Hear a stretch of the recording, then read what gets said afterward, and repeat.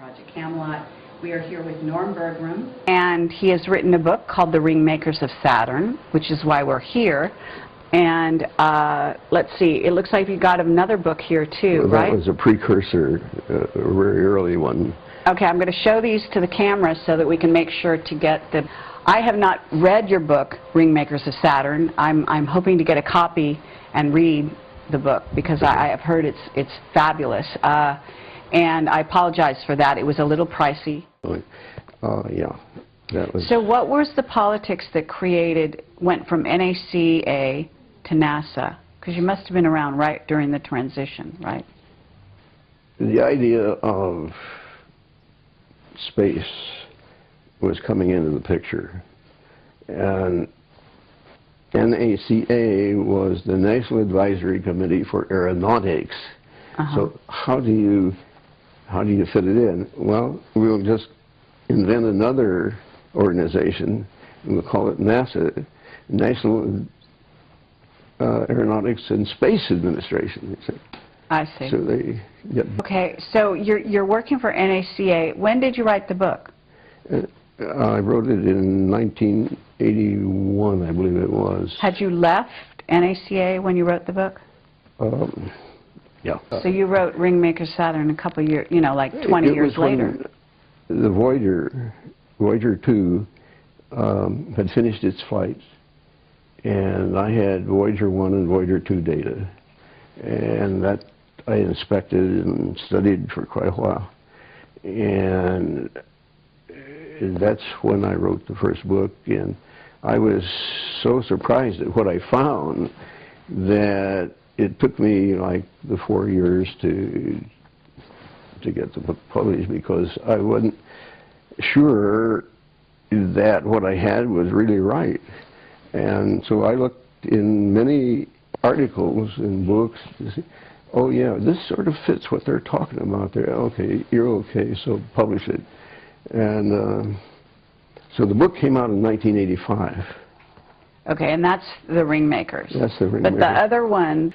And my clearance was way, way, way above top secret. Mine was above the President of the United States. Oh, was it? Wow. Is it still in effect right now? No. No? So could you tell me anything? No. You can't? Mm-mm. Why? What would happen? I'd prefer not to find out. Oh, okay. All right, well, let me ask you, I mean, I know we're kind of jumping around here, but you're certainly piquing my curiosity about some of these things. So... That is being stripped off of the top of it now. The hangar. The hangar. Has a lot of history. Yeah. So did you ever see any UFOs out there? Now, let's go back on this and get that straight. I'm sorry, okay. Yeah, because... Whatever you call them. You see, when you say unidentified flying object... You're right. You're absolutely right. You can't go anywhere with that. Okay. It's unresolvable. Okay. Now, that's so you've identified it. But when you resolve something, you know... Okay. But if you were in above top secret... I was handed one day a set of data. The guy that gave it to me said, nobody else around here has ever been able to get anything out of these data, and if anybody can, you can. And so I went through it, and I found this one spot of data that really looked interesting. And I slugged through plotting it up. It was quite a difficult task to draw the picture of that. Mm-hmm. And when I got it, you could tell it was something strange. Oh, wow. Yeah. So let me ask you this. And so when you're talking about the craft in the rings of Saturn, you're talking about something huge, right? Yes. Much bigger than we could even conceive of, I understand. What is it? I don't know, what was it, 70,000 square feet? I could, in looking down on the rings, I could see parallel lines crossing the ring, all the rings at once. That's about as long as you can get them. That's incredible. But I could tell that those lines demarked the outside of an object. And that's how I came up with the scale I present in there of different lengths of these things. In those days, you already were sort of clued in that there were... Exactly. That's why I started looking at anything I get a hold of. And this turned out to be just 35 millimeter slides that Caltech had released to the public distributor down there. And so I got just these small little slides. And but you, at the time that you got that, you were not employed with anyone, correct. Is that right? Yeah, I was on my own. See? But I knew that, hey, there's something going on out there, and see if you can't find it. And I made myself a policy. It's got to be all government images. No shots by me or any other person. Okay. Because what happens is that if you say, oh, let's say I took the picture. What film did you use? What shutter did you use? Da da da da da. That is never questioned when you have a government picture. Okay, but have you heard that NASA alters their footage coming from the moon, etc.? I know some of the things they do with it, yeah. Okay, so even their footage is not always dependable, right? Although I guess it's dependable to begin with. It's just that they start altering it later. I have been told by a very reliable source. He asked me what camera did I get that image from on the moon. I said, Hasselblad. And he said, that's right. He says, I thought we darkened that enough that you couldn't find it. Oh, yes. So you were finding things that they thought they covered up. Yeah. Incredible. Yeah, yeah. That must have been a lot of fun. And this guy says, well, I suppose you want me to go out and tell everybody about that. I said, no, I don't want to embarrass you. That doesn't make any difference to me. Whatever you want to do is fine with me. I'm just saying I found what you saw. Okay, what about the Mars footage? The people that look at that, I wonder sometimes how in the world they can say what they do. Because you can find a lot in that footage. Oh, yes. No question. So have you got your own photographs that you got from the government that you then were able to, sort of look at and keep in sort of pristine condition? I'll tell you, at this juncture, I don't know what I have. I finally went to put it in a vault that the people claimed nobody can get in here, including the government. But unfortunately, somehow, somebody did. Oh, really? Yeah. And what they do, like I have some of it on a laptop, some of it's just on discs and so forth, they garble it. They run it through something and they garble it. So it's no longer... And sometimes there's just nothing on there. And I know that there should be something, and there's nothing. So I don't know how much of the early stuff I can put together. What I do know is I can put together it any time. Okay, so I don't need that old stuff, you can tell people. Really? I don't need it. Because you're familiar with the landscapes, you know where things are. I know where, I'm familiar with the landscape. I know pretty much what's going on. Okay, so, well, that's very tantalizing. I think it's what's going to happen is that I'm just going to have to find the images that I can get that either aren't affected by anything, or I get some new ones of some sort that will sort of govern how this whole thing goes together.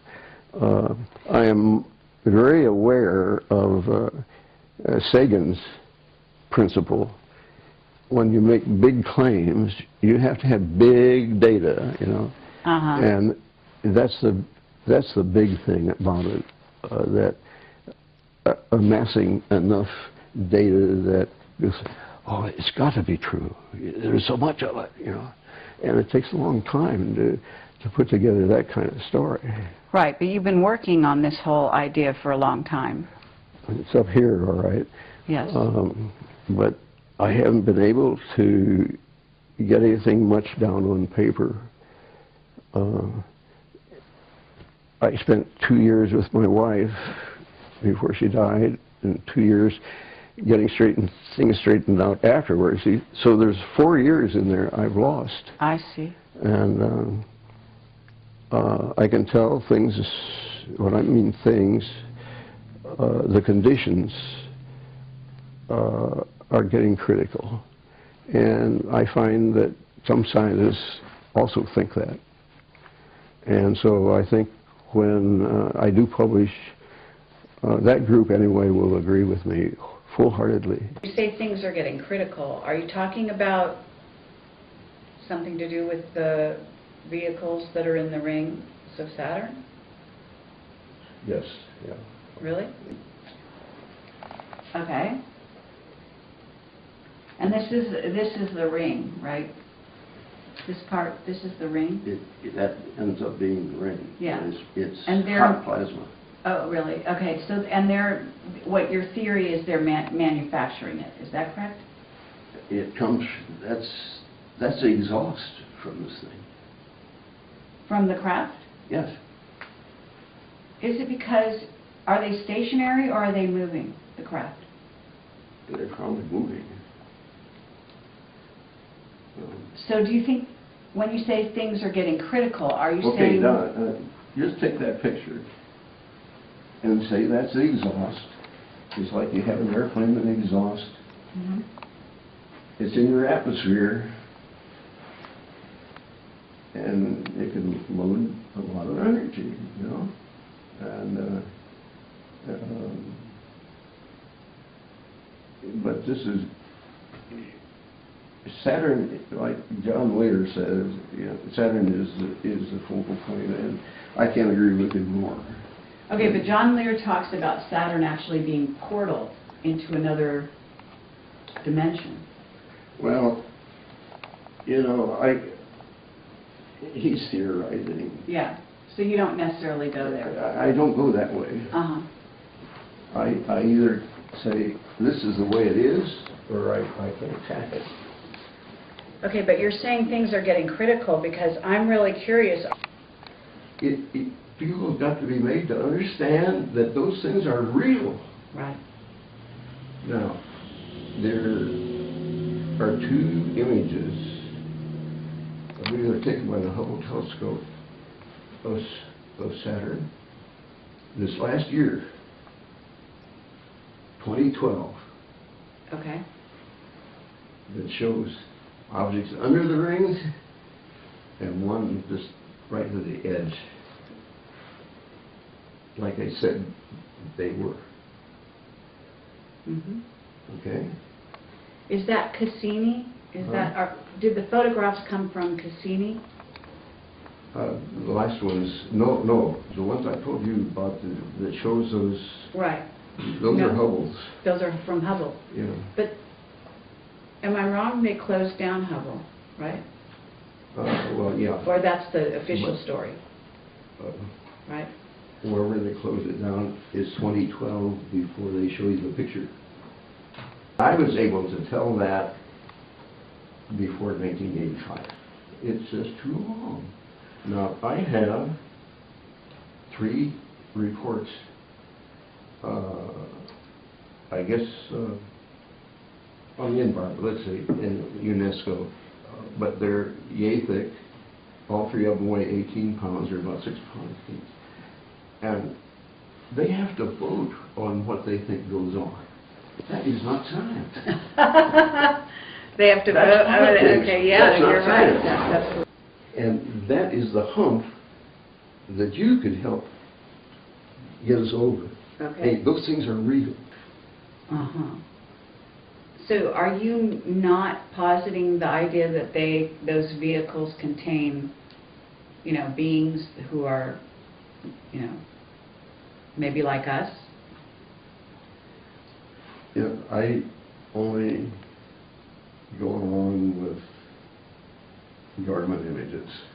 And if you want to know about people kind of thing, there is the ship that picked up the Voyager capsule at Alameda Naval Shipyard, and they have a picture there of I think it's the Apollo flight that Buzz and Neil were on. But anyway, there is one image there that shows black people getting off. So people with dark skin getting off. Not dark, black. Black skin. Really black. Yeah. Were they tall? Yes. Very tall? Yeah. How tall? Do you know?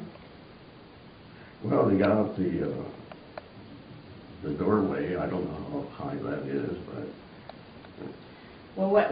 safe 7 feet would be probably a conservative estimate. Have you heard about Clark McClellan's statement about that? No. Oh, you haven't? No. Have you ever been in touch with him? No. No? I have tried to stay independent and not be affected by others' opinions. Mm-hmm. I was, in early April, given some fruit, and the person that gave it to me had bringing over followed up fruit for a number of times when we had lunch here. And this one evening, I decided, well, I'm going to cut a little out of that apple. It looks so bad anyway. And I took about 2 cubic inches, 1 cubic inch out of one and another cubic inch out of the other. And that was about 11 o'clock. And about 2 o'clock in the morning, I really began to feel ill. And I even called my son who lives in Tracy. I said, this is a heads up. I said, I'm beginning to feel really ill, and you ought to come over. And he didn't make it over. I felt I was getting so ill, I called the neighbor next door to take me to the hospital. Wow. I was just going downhill like that. Incredible. And I'd never experienced that. That was an attempt on my life. Mm-hmm.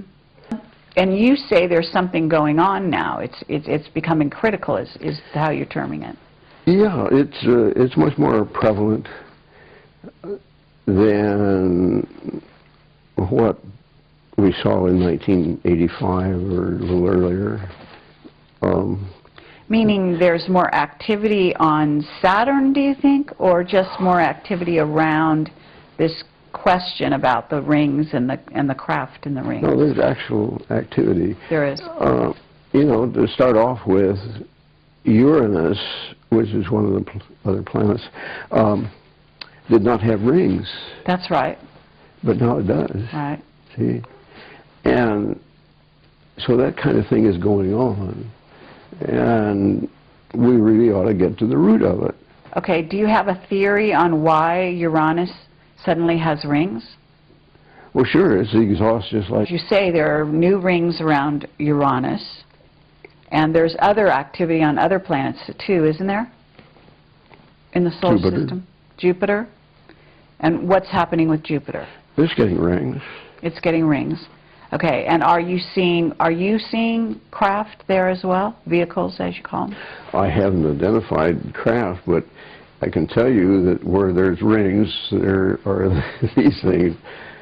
So we have these ring makers, yeah. and they create tremendous energy. Yeah. Can you tell us more about what you think is going on there? You've got any ideas along those lines?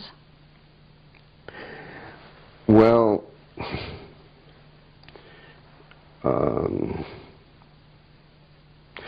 let's just take one that there was this psychology. Oh, remote viewers. Remote viewers, yes. Right, that's what I'm... I just did an interview with somebody there. Which one? I had heard that there was one that saw something out there in the rings, and they were mining the rings. That's true, yes. Okay. I think I read her book, and she couldn't see anything from the side, but when she looked from the top down, why, that's when she saw things. I see.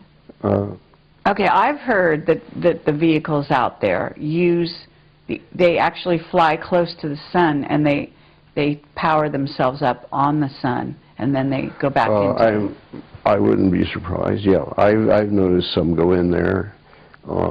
And it means that they're capable of withstanding those high temperatures. Yes. And so, true. Yeah. So, well, let me ask you, I mean, you know that NASA has been sort of a front organization. I call them a front organization for the secret space program.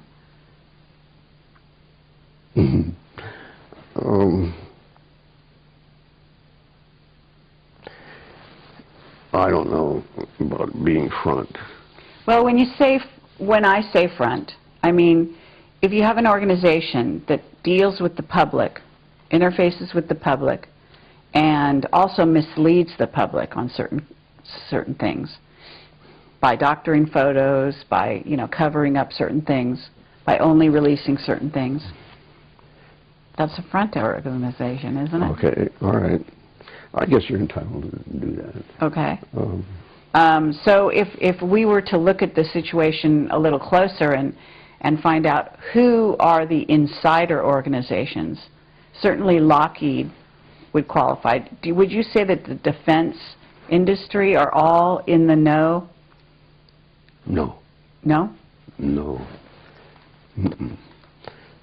Lockheed only recently has been getting images themselves. Mm-hmm. And having worked there, I don't think there'd be anybody that would be capable of doing the kind of work I have been doing. I just don't, that kind of talent does not exist these days.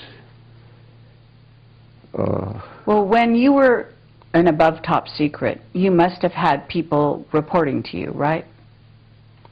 No, I was Mr. It. What does that mean? By it, okay, here's some data. Uh-huh. Tell me what it means. So you were the go-to guy. I was the go-to guy for, you know, whatever they handed me, I took it apart. One of my reports went to Kennedy. Oh, yeah? Do you believe that we're communicating with them? Have you had any evidence of that? Oh, no. No? You know, we are not capable of doing that. You know, SETI has tried to communicate with extraterrestrials, and they haven't done it yet. They have chosen the type of person, the type of entity that they want to communicate with is somebody that knows how to build radios. I don't know if you've heard of Zecharia Sitchin. Yeah. And his theories. He passed on recently. Yeah. Did you know him by the I met him, yeah. You met him? Yeah. Did you ever talk about your theories with him? Or your conclusions? No, we didn't have that much time. It was more interesting listening to what he had, what he came up with. But there's a case where he's got some real solid stuff, but nobody wants to pay attention to it. Mm-hmm. You know. Right. There is one flight out to Saturn where the instrument flew by the ring. And the idea was to sense the plasma in there. It had a wide frequency range, and it turned out to be plasma. And so it ticked, and they knew the speed, and they knew the time it took to pass the ring, and so they knew how thick it was. Uh-huh. And now that was a plasma indicator. Okay. So it has been measured that indeed there is plasma rings. Mm-hmm. But you read also where, oh, this is a bunch of broken up moons that got there, and there's confusion in their storytelling. Uh-huh. But the rings that are suddenly appearing around Uranus, these are not broken up moons, right? You know, all I can say is, you know, the rings are there, and my interpretation is, by inference, I see the rings, so somewhere there's an EMV. And they're never where you think they're going to be. Do you, have you thought about the idea that, I guess I talked to Sean David Morton, who met you years ago. I don't know if you remember Sean? Mm-mm. Sean David Morton. He's a sort of a psychic, and he lives in Southern California. Anyway, he's a friend of mine. And he said that recently they've actually photographed, I guess, the top of Saturn, and they've seen that there's a hexagonal Yes. shape. Yes. You've heard of that? Yes. That seems to support your theory or your conclusions. That's what he said. Do you agree with that? Yeah. Any geometric form can be made. Okay. But you don't see anything. I mean, isn't there a significance to the hexagon in the Saturn symbology? Well, I would never expect a hexagon there, but I have never expected to see some of the other things I've seen either. So I did want to visit Saturn in the write-up I did, because there are some things that need to be fleshed out for people. Okay. And if I haven't lost it on my discs, why, I'll be able to make a nice little story about all that. Okay. If you haven't lost it, in other words, if it wasn't stolen? Yeah, or boogered up. Erased and messed with. Okay, well, I'm running out of tape here again, right? And I guess we've been going for quite some time. I believe that there's more that you could be telling us, but I understand that you still have some secrecy or oaths. Is that correct? You're kind of abiding by those? I could tell you a lot of war stories. The answer, you know, I could tell you a lot of stuff that's sort of related to all this, but give me some more time, and I'm set myself up so I don't have to make my own bed. I don't have to cook some meals, you know, and all this. And TV will be taken care of for me. Just a lot of things will go to zero. I see. And so Norman's going to have some more time to do some things to get it together.